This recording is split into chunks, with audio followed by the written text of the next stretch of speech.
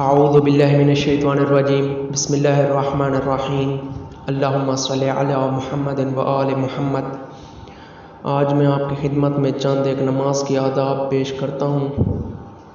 نمازی کے لیے مستحب ہے کہ نماز پڑھتے وقت تحت الحنک کے ساتھ سر پر عمامہ لگائے، دوش پر عبا ڈالے، خصوصاً پیش نماز پاکیزہ اور سفید لباس پہنے، عطر اور خوشبو لگائے، عقیق کی انگوٹھی پہنے۔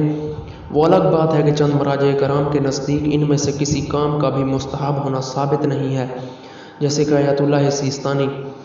ان کے مقلدین ان کو ثواب کی نیت سے انجام دے سکتے ہیں، ان اعمال کو ثواب کی نیت سے انجام دے سکتے ہیں۔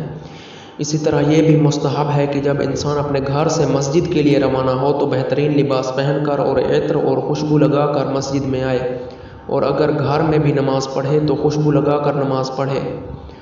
عورت کے لیے مستحب ہے کہ جب گھر میں نماز ادا کرے تو عطر کا استعمال کرے۔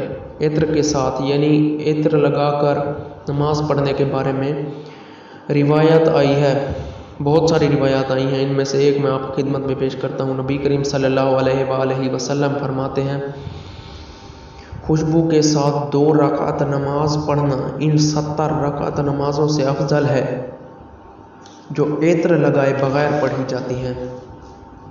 اللہم صلی علی محمد و آل محمد۔